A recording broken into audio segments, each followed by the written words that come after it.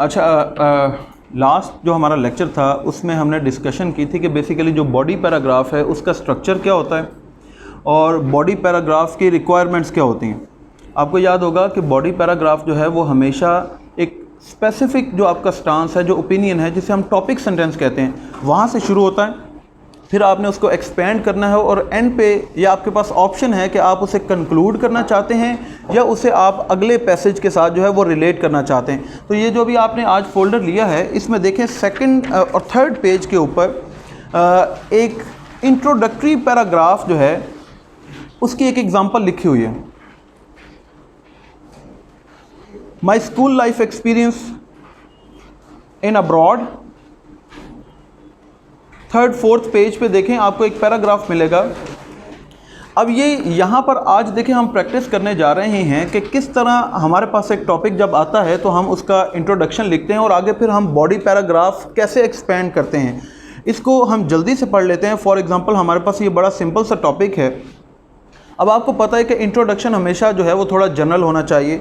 तो going to a new school can be exciting, but for an international student the years of education in a different country can be difficult and tumultuous। अब ये देखने बिल्कुल एक general start किया हमने, हम topic के साथ हम रिलेट नहीं किया, हमने एक जनरल बात की है। When I first arrived in the US to attend a university I was overwhelmed and confused by everything new। अब हम ये देख रहे हैं कि आगे उसको स्पेसिफिक लाइंस की तरफ जा रहे हैं। Fortunately I met there very special friends who made a positive impact on my life during those years and helped me survive the trials of being a foreigner in a completely different educational system। हमारा topic क्या है?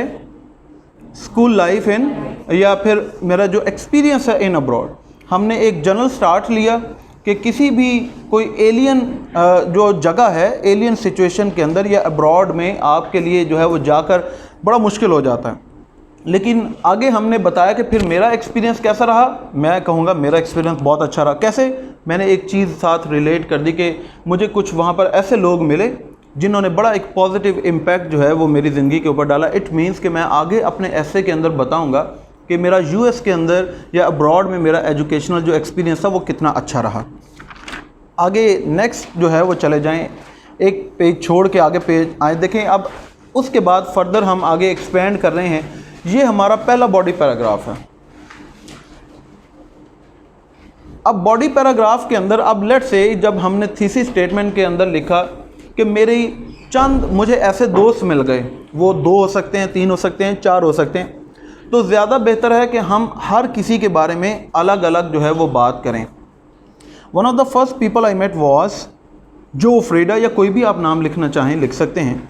आई first met जो। अब देखें पहला जो body paragraph का जो पहला सेंटेंस है वो डायरेक्ट है, वो स्पेसिफिक है कि इस पैराग्राफ के अंदर मैं सिर्फ अपना रिलेशन, अपना कांटेक्ट एक सर्टेन पर्सन के साथ वो बताऊंगा और मैं बताऊंगा कि इस पर्सन ने किस तरह मेरी ज़िंदगी के अंदर जो है वो एक पॉजिटिव इम्पैक्ट जो है वो क्रिएट किया है। आपके पास नहीं है? काइंडली शेयर कर लें इनके साथ ताकि सारे देख सकें। आई फर्स्ट मेट जो standing in a line at a book store. I was having a difficult time finding the books for the English classes. He not only helped finding books but also gave me helpful advice on where to get tutorial help on campus and where I could find some good restaurants. We have become good friends since then and he has been so helpful in answering any questions I have about going to school in the US and about American culture. If I had not met Joe, concluding sentence, कि अगर मैं इससे ना मिलता तो शायद ये इतना पॉजिटिव इम्पैक्ट जो है वो मेरी लाइफ के ऊपर ना आता, या यूएस में मेरा एक्सपीरियंस इतना अच्छा ना होता। If I had not met Jo that day I might still be looking for right books and for my classes, या फिर फॉर माई क्लासेस। ये आपने कंक्लूड कर दिया कि जी इसकी वजह से मेरा जो है वो कितना अच्छा एक्सपीरियंस रहा। तो ये देखें शुरू में आपने एक स्पेसिफिक सेंटेंस लिखा है, आगे आपने उसी कहानी को सिर्फ आपने एक्सप्लेन करना है, उसके बारे में बताते जाना और एंड पे आपने जो है वो कंक्लूड कर दें।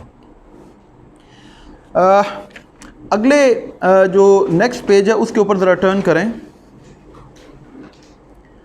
ये जो हमारा आपको नेक्स्ट पेज के एंड पे एक पैराग्राफ मिल रहा है, ये हमारा इस ऐसे का कंक्लूजन है। इसी तरह आप एक और आदमी के बारे में अगला पैराग्राफ बनाएंगे, तीसरे आदमी के बारे में तीसरा पैराग्राफ बनाएंगे, फिर जो भी आपको वहाँ पर और ऐसे लोग मिले या और आपके ऐसे एक्सपीरियंसेस को करिकुलर एक्टिविटीज़ हैं जिसकी वजह से आपका वहाँ पर जो है वो एक्सपीरियंस अच्छा रहा और आपने लाइफ चेंजिंग एक्सपीरियंसेस जो किए हैं वो भी आपने लिख देने। अब कंक्लूजन कैसे लिखना है, इससे ऊपर देखें जो लिखा हुआ है कि कंक्लूजन के अंदर बेसिकली क्या क्या चीज़ें होती हैं। एक तो ये कि it leaves the reader with your final thoughts on the topic. जब आप कंक्लूजन लिखते हैं तो बेसिकली रीडर को पता चल जाता है कि अल्टीमेटली आप क्या सोच रहे हैं या आप क्या कहना चाहते हैं। The conclusion can also include an opinion. ये अभी मैं एक ऐसे चेक कर रहा था, उसमें भी मैंने बताया था कि कंक्लूजन के अंदर बेसिकली आपने क्या लिखना होता है। जो हमारा इंट्रोडक्शन के अंदर थीसिस स्टेटमेंट है, जो हमने एक ओपिनियन लिया, फॉर एग्जांपल मैं कहता हूँ कि पाकिस्तान की इकोनॉमी बड़ी ख़राब है और ये मेरा ओपिनियन है, और कंक्लूजन में मैं लिखता हूँ कि इंशाल्लाह जो है वो पाकिस्तान की इकोनॉमी जो है वो बेहतर हो जाएगी। या मैं कंक्लूजन के अंदर ये लिखता हूँ कि पाकिस्तान की इकोनॉमी कुछ बेहतर हो गई है इस साल। ओपिनियन मेरा क्या है कि economy is in worse condition, और कंक्लूड मैं क्या कर रहा हूँ कि इकोनॉमी जो है वो it is improving day by day. तो थीसिस स्टेटमेंट और कंक्लूजन जो है ये दोनों एक दूसरे के ऑपोजिट हैं। तो ये बेसिकली आपका ओपिनियन ही होता है। जो आप थीसिस स्टेटमेंट इंट्रोडक्शन के अंदर लिखते हैं, आपने उसी चीज़ को डिफरेंट वर्ड्स के अंदर आपने अपने कंक्लूजन के अंदर दे देना कि देखिए जी ये मेरा ओपिनियन है और मैं जो बात की है वो बिल्कुल सही है। इसको आप देख लें, इसके अंदर एक प्रेडिक्शन भी हो सकती है और सोल्यूशन टू अ प्रॉब्लम। आप सोल्यूशन भी बता सकते हैं कि अगर ये जैसे अभी हम ये महमूद ये चेक करवा रहे थे तो मैंने आपको बताया था कि एक सोल्यूशन भी आपने जो है वो बताने होते हैं। The significance of the kindness that these people showed me and the impact that it has made on my life during my experience as an international student at the university cannot be underestimated. I will never forget their friendship. I will remember their examples of kindness to me whenever I encounter other foreigners in my own country. तो उसका आगे आपकी ज़िंदगी के ऊपर experience जो आपने वहाँ पर लिया है उसका इम्पैक्ट क्या है कि अगर आपको अपने मुल्क के अंदर आप कोई फॉरेनर्स मिलेंगे तो आप भी उन्हें उसी तरह ही हेल्प आउट करेंगे। तो ये आपने एक ब्रॉडर पिक्चर जो है वो जहन में रखनी होती है कि कैसे आप अपना ओपिनियन बनाते हैं, आगे फिर आप किस तरह अपने पैराग्राफ्स डेवलप करते हैं और एंड पे आपने कंक्लूजन कैसे लेकर आना है। अब जो आज का इम्पॉर्टेंट टॉपिक है जो हम डिस्कस करने जा रहे हैं वो ये है कि जब हमने बॉडी पैराग्राफ लिखने हैं वो कैसे लिखने हैं, उनके अंदर क्या क्या चीज़ें होनी चाहिए। सबसे पहले देखें यूनिटी इन बॉडी पैराग्राफ, कि हमारे जो पैराग्राफ्स होने चाहिए उनके अंदर एक यूनिटी होनी चाहिए। वो किस चीज़ की यूनिटी होनी चाहिए या हम आगे पढ़ेंगे। A paragraph is unified when each sentence relates directly to the main idea of the paragraph. जो अंडरलाइन किया गया है ये इंपॉर्टेंट है कि main idea of the paragraph कौन सा होता है जी, कौन बताएगा मुझे। हाँ, main idea of the paragraph कहाँ पर लिखा जाता है, topic sentence. Main idea of the paragraph जो है वो उस पैराग्राफ का पहला सेंटेंस होता है।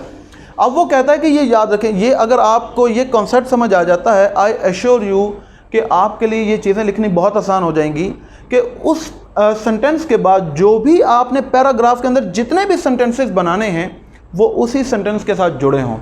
अब अगर इस कॉन्सेप्ट को समझ के आप जो आपने पहला एक बॉडी पैराग्राफ पढ़ा है उसको दोबारा जब रीड करेंगे तो आपको ज़्यादा समझ आ जाएगा। देखिए पहली लाइन के अंदर मैंने बताया कि मेरा contact with a certain person.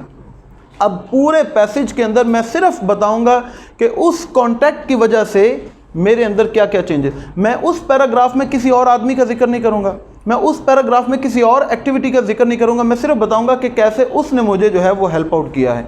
तो बॉडी पैराग्राफ के अंदर यूनिटी का पहला जो रूल है वो ये है कि जो आप टॉपिक सेंटेंस लिखें तो आपका पूरा पैराग्राफ जो है वो हर सेंटेंस उसी के साथ ही रिलेटेड होना चाहिए, उसी के साथ ही लिंक्ड होना चाहिए।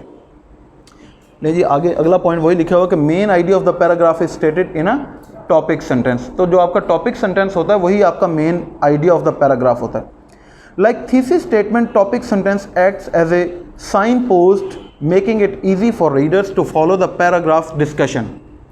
क्या मतलब है कि जैसे एसे के अंदर हमारा एक थीसिस स्टेटमेंट होती है, वो एक साइन है, वो एक सिग्नल होता है कि हमने किस रास्ते पर चलना है। फॉर एग्ज़ाम्पल आप यहाँ लाहौर से जो है वो आपने मोटरवे पर जाना है शहर के अंदर से, तो आपको जगह जगह पर साइंस नज़र आएंगे। अच्छा जी, कि अगर आपने मोटरवे पर जाना है तो यहाँ से आप लेफ़्ट हो जाएं, वहाँ पे हो सकता है एक साइन हो कि यहाँ पर राइट हो जाए। ये साइंस क्या कर रहे हैं, आपको आपका रास्ता बताते हैं।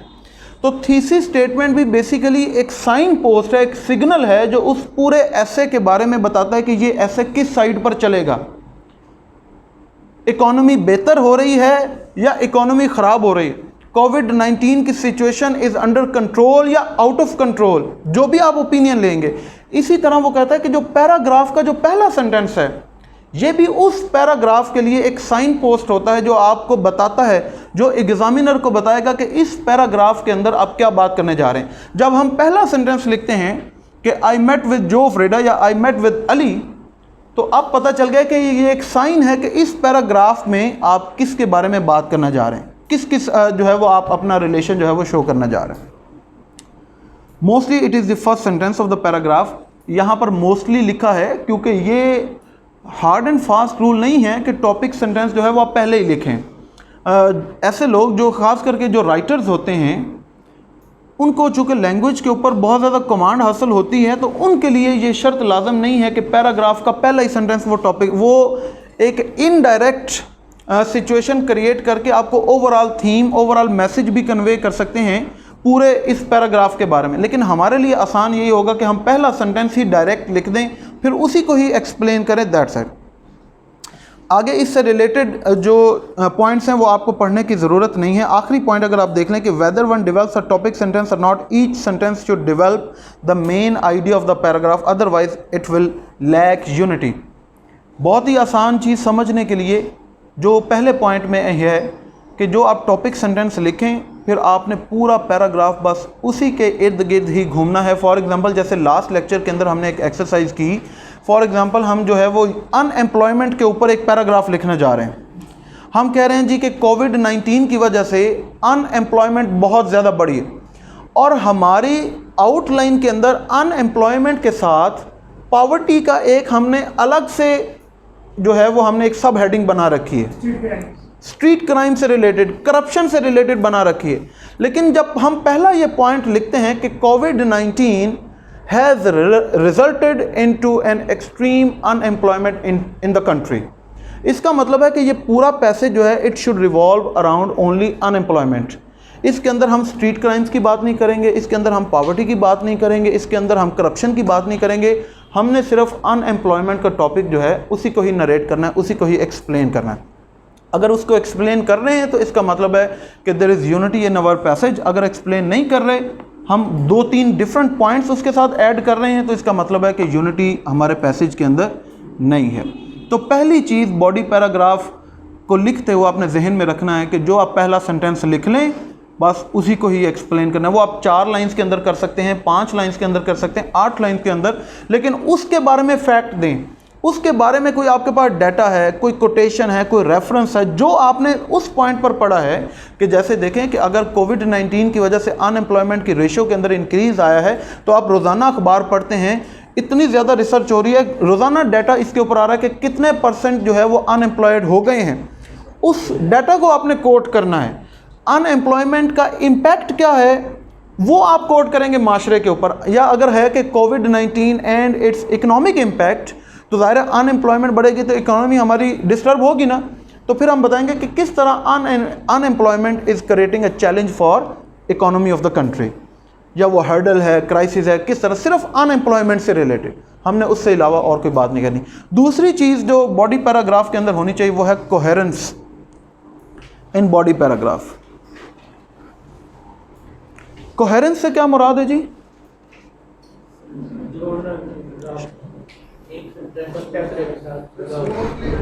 जी बिल्कुल सही। कोहेरेंसी होनी चाहिए, कोहेरेंट होना चाहिए, रिलेटेड होना चाहिए, लिंक्ड होनी चाहिए। A paragraph is coherent if its sentences are smoothly and logically connected to one another. ये कैसे कि अब देखें नीचे आपके पास एग्जांपल्स दिए होंगे। Coherence can be strengthened in 3 ways. अब ये हमने कोहेरेंसी इन बॉडी पैराग्राफ कैसे डेवलप करनी है, 3 तरीकों को अपना के। First, you can repeat keywords to carry concepts from the sentence to another। कि अगर हमारा जो टॉपिक सेंटेंस है इट इज़ अबाउट अनएम्प्लॉयमेंट। तो इस पैसेज के अंदर कोहेरेंस क्रिएट करने के लिए हम क्या करेंगे कि हमारा कीवर्ड यहाँ पर अनएम्प्लॉयमेंट है ना, कि अनएम्प्लॉयमेंट बढ़ी है कोविड-19 में जो इकोनॉमी को फ्रस्ट्रेट कर रही है। तो अनएम्प्लॉयमेंट का वर्ड जो है वो हम अपने डिफरेंट सेंटेंसेस के अंदर उस पैराग्राफ के अंदर ही बार बार रिपीट करेंगे। बार बार रिपीट क्यों करेंगे? इसके दो फायदे हैं। एक तो ये है कि जब आप लिख रहे हैं तो आप बार बार, जब आप सिर्फ अनएम्प्लॉयमेंट लिख रहे हैं और उसी के बारे में सोच रहे हैं, तो आप डाइवर्ट नहीं होंगे, आप सिर्फ उसी के इर्द गिर्द घूमते रहेंगे। दूसरी चीज़ कि जो एग्जामिनर है, जो आपका रीडर है, उसे भी समझ आ जाएगी कि ये सिर्फ इसी पॉइंट के साथ स्टिक कर रहा है, ये और कोई भी बात इस पैराग्राफ के अंदर नहीं कर रहा। तो अगर आप इस रूल को फॉलो करें तो पैराग्राफ लिखना जो है वो आपके लिए बड़ा आसान हो जाएगा कि जो आपका कीवर्ड है उस पैराग्राफ में, उसको आप 2 या 3 दफ़ा एटलीस्ट जो है वो आप रिपीट ज़रूर करें उस पैराग्राफ के अंदर। दूसरा जो तरीका, मतलब जो एक और रूल कोहेरेंस के अंदर, you can use pronouns to refer to key nouns in previous sentences. ज़ाहिर है ये तो करना ही पड़ेगा। प्रोनाउन क्या होता है? रिप्लेसमेंट ऑफ नाउन होती है ना, जो नाउन को रिप्लेस करता है। तो अब जो हमारा कीवर्ड है, जो हमारे पास नाउन्स हैं, उनको रिप्लेस करने के लिए हमने प्रोनाउन यूज़ करने। लेकिन प्रोनाउन भी, उसका भी एक तरीका, उसके अंदर एम्बिग्युइटी आ जाती है। फॉर एग्जांपल देखें, मैं कहता हूँ Mister Ali met Ahmad and Abu Bakr, full stop, he is called Rudy. अब ये देखें, पहला जो हमारे पास सेंटेंस है, इसके अंदर हमारे पास एक ये नाउन है, एक ये नाउन है और एक ये नाउन है। अब हमने इनके लिए प्रोनाउन यूज़ करने हैं। नेक्स्ट सेंटेंस में हम एक प्रोनाउन यूज़ करते हैं ही। अब ये प्रोनाउन किसके लिए यूज़ किया है? मिस्टर अली के लिए यूज़ किया।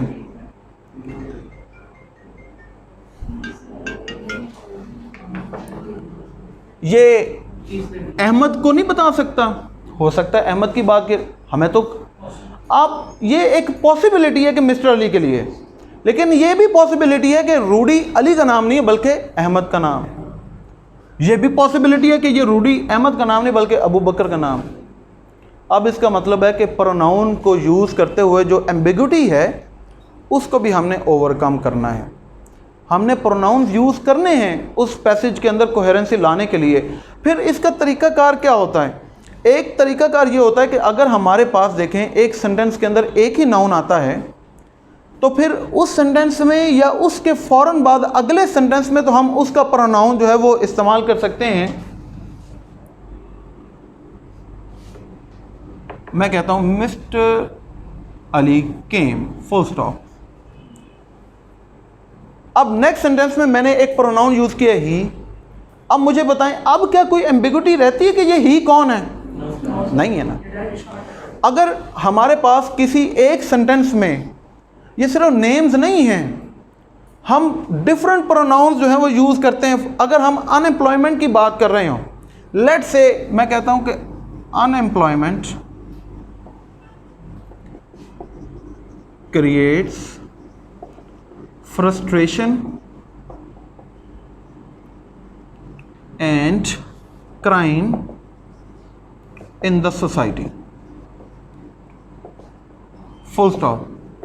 It is not good for our social fabric.